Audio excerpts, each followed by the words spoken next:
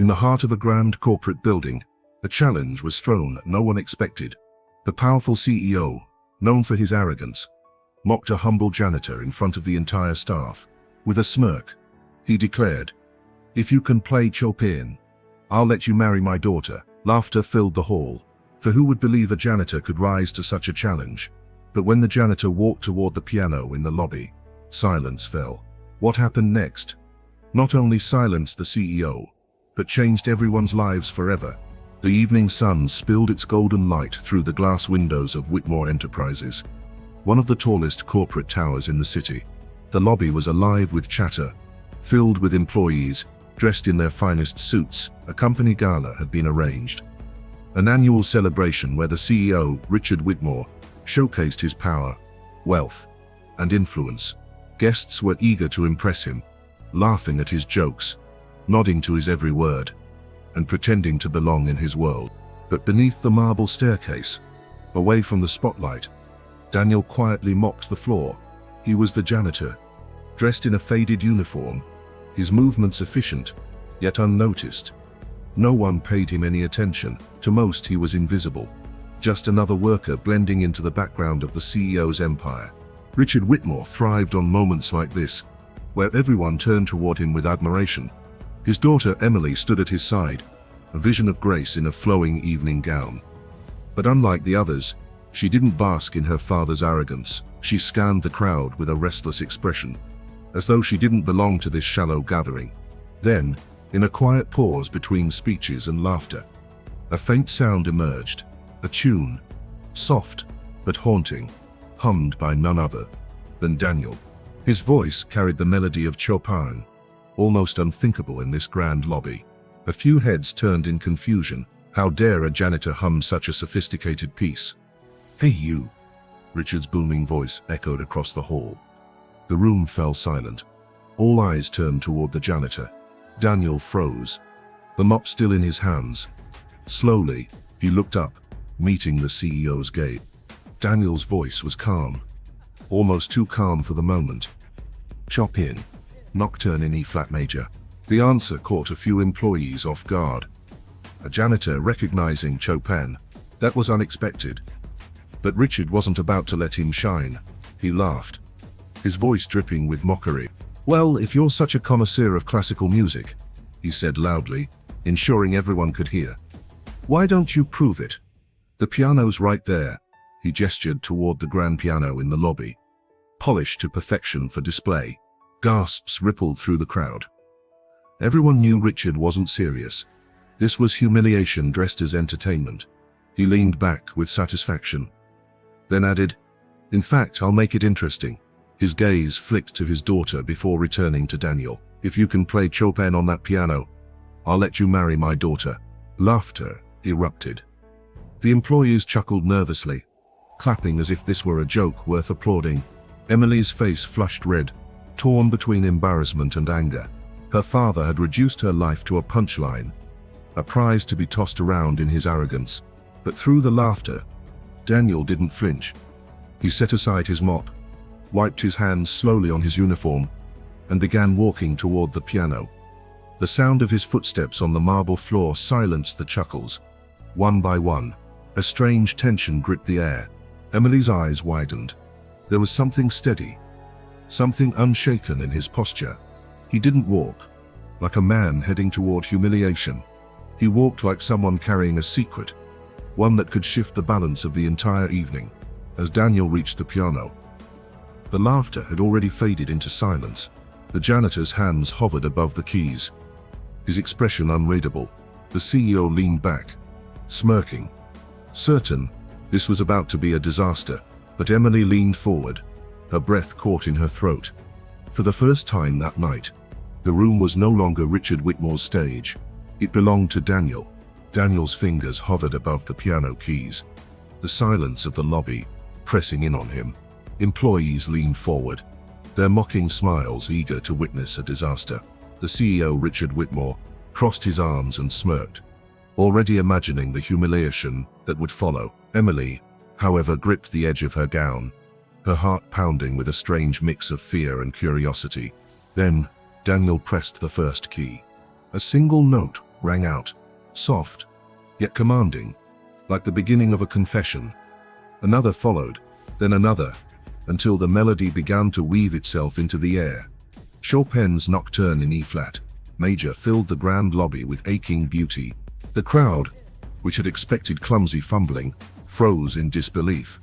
The notes did not stumble. They flowed, rich and smooth, as if Daniel had carried them in his soul for years. His hands, though roughened from years of labor, moved with elegance across the ivory keys, caressing them, commanding them, speaking a language that transcended words. The laughter that once filled the air had long vanished. In its place was silence, the kind of silence that could only exist when hearts were held captive by music. Emily's breath caught. She had heard professionals play, even attended concerts in grand theaters, but there was something different here. Daniel wasn't just playing notes. He was bleeding emotion into every chord, pouring sorrow, longing, and unspoken love into the melody. Her gaze drifted to his face. His eyes were closed, his expression calm yet heavy, as though the music was unlocking doors to a life he had once lived, a life hidden beneath the uniform of a janitor. Richard, however, was not impressed. His jaw tightened. This was supposed to be entertainment, a joke at the expense of a lowly worker. Yet the employees who usually clung to his every word were now spellbound by Daniel. By the time Daniel reached the closing bars of the Nocturne, the room was transformed. Not a sound dared interrupt the final lingering note, which echoed through the vast hall before dissolving into silence. And then, thunderous applause. The very people who had laughed at him now clapped in astonishment, some even rising from their seats. Emily's eyes shimmered with unshed tears. For the first time in her life, she felt seen, as though someone had spoken directly to her heart, without uttering a single word. Daniel, however, simply stood, bowed slightly, and stepped away from the piano as if it were nothing. He picked up his mop, returning to the work he had been doing before. But Emily couldn't let it end there. She moved quickly through the crowd, her gown brushing against the polished floor as she approached him. "Where did you learn to play like that?" she whispered, her voice trembling with awe.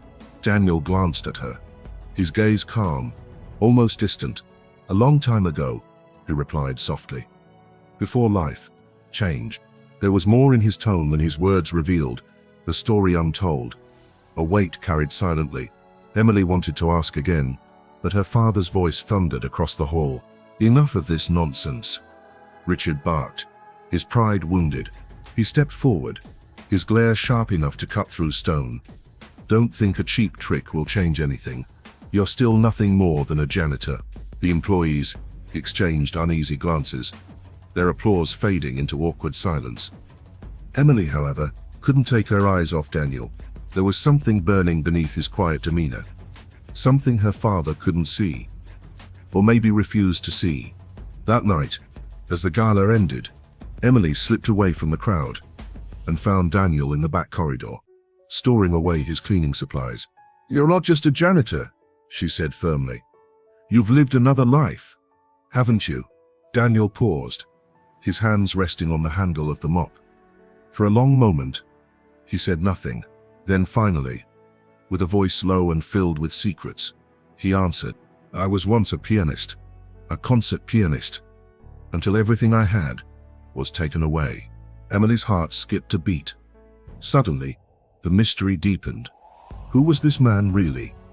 And why was he here, hiding beneath the mask of a janitor? The gala hall was nearly empty, its chandeliers casting tired glimmers over abandoned glasses and wilted roses left on tables. The echo of laughter and applause from earlier still lingered faintly, but now the atmosphere had shifted into something heavier, colder. Richard Whitmore stood by the bar, a glass of brandy in his hand, though he had hardly touched it. His face was flushed, not from drink, but from humiliation. All evening, he had been the center of attention, the man everyone sought to impress, until that janitor had dared to touch the piano. That single act had turned the spotlight away from him, and worse, it had captivated his daughter. Emily sat in the corner, lost in thought, her eyes still shining from Daniel's performance. She had replayed every note in her mind, each one wrapping itself around her like a whisper of hope she never knew she needed. Her father's voice pulled her harshly from her reverie. "Emily." Richard's tone cracked like a whip. "You will stay away from that man." She looked up, startled. "Father." "No." His voice rose, echoing through the hall. He slammed his glass onto the bar, the crystal shattering. Few staff members flinched, lowering their heads as they scurried to clean. "He is beneath us. A janitor. Nothing more. I won't have you shaming this family with foolish attachments." Emily's lips trembled, but she steadied herself. "He's not just a janitor, Father. You heard him play. There's more to him, something you don't understand." Richard's jaw tightened. "I don't care if he plays Chopin or Mozart himself. Music doesn't erase who he is." But even as he spat the words, Richard's mind replayed Daniel's performance against his will. He had seen the faces of his employees, the way they had been moved, not by wealth, not by power, but by music, and that unsettled him. For decades, he had ruled through fear and respect for his fortune, but one man with a mop and a melody had shaken the foundation of his authority. As the last of the guests departed, Richard signaled two of his senior aides to follow him. In the quiet of his office upstairs, he shut the door and spoke in a low, sharp tone. "Find out everything about him. I want his entire life laid bare, where he came from, what he's hiding, and why a man with hands like that is pushing a mop in my building." The aides nodded quickly. They had seen this fire in Richard before. It meant war. Meanwhile, Emily found Daniel again in the deserted corridor. His jacket draped over one arm. He looked tired, but there was a softness in his eyes as he noticed her. "You shouldn't be here," he said quietly, as though protecting her from some unseen danger. "Then, tell me why you're here," Emily pressed, her voice urgent. "You said you were a pianist once. What happened to you?" Daniel hesitated, glancing toward the darkened windows. For a moment, his silence was heavier than words. Finally he whispered, "I lost everything. My career, my family, my home.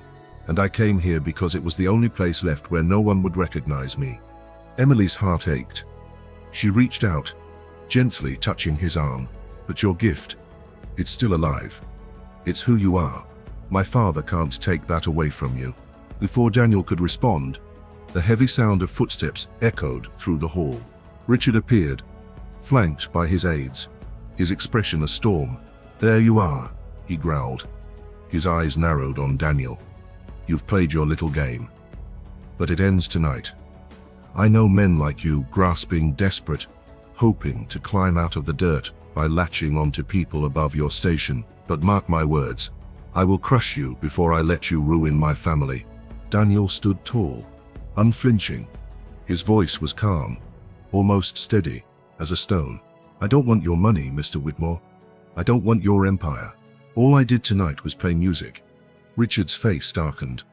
"And that was enough to turn heads away from me. That was your mistake." Emily stepped forward, defiance blazing in her eyes. "No, Father. Your mistake is thinking that power and money make you untouchable." But Daniel showed us something real, something you can't buy. The tension snapped, like a drawn bowstring, the room thick with unspoken war. Richard's fury was rising to its peak, and Emily knew the coming days would not be safe for Daniel. Yet Daniel did not move. His silence spoke louder than threats. For in his stillness, Richard sensed something terrifying. This janitor was not afraid of him, and that realization was unbearable. The days that followed were a storm. Rumors rippled through the company like wildfire. Employees whispered in hallways about the janitor, who had played Chopin and silenced a gala. Some called him a hidden genius. Others believed it was a stunt. Richard Whitmore, the CEO, seethed in his office, his pride wounded deeper than he cared to admit. He had tried intimidation. He had tried warnings. Yet Daniel remained unshaken. The janitor showed up every day, mop in hand, moving through the marble floors of the skyscraper, as though the music from that night had never happened. But beneath his calm exterior, Daniel knew a storm was coming. Emily, meanwhile, had grown restless. She found herself sneaking down to the lower floors, just to speak to him. In the quiet hum of vending machines and fluorescent lights, they talked. She asked about his life, his past, his fall from grace. Daniel never gave her the full story, but what he shared was enough. Once, he had been a pianist with a bright career, until a tragedy, a car accident, that took his wife and child shattered his world. He had walked away from everything, even his music. Now, through Emily's curiosity and defiance, his heart was being pulled back into the light. But Richard would not allow it.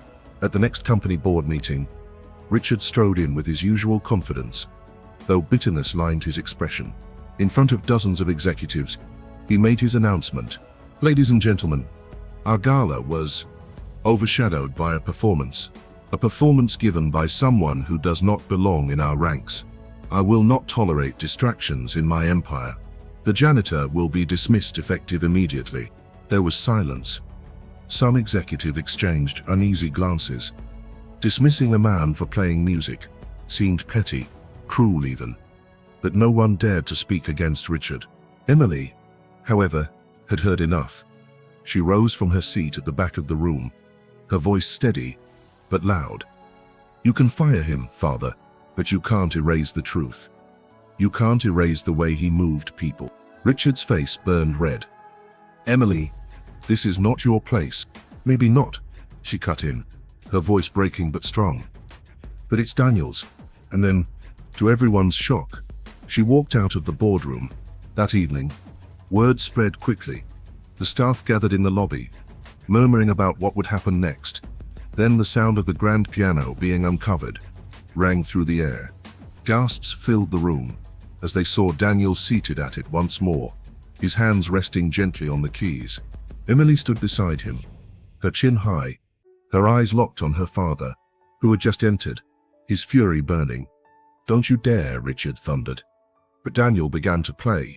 It was Chopin again, not just notes, but fire, sorrow, and hope woven together. The melody climbed and fell, echoing through the glass walls, rolling like thunder across the building. Employees stopped working.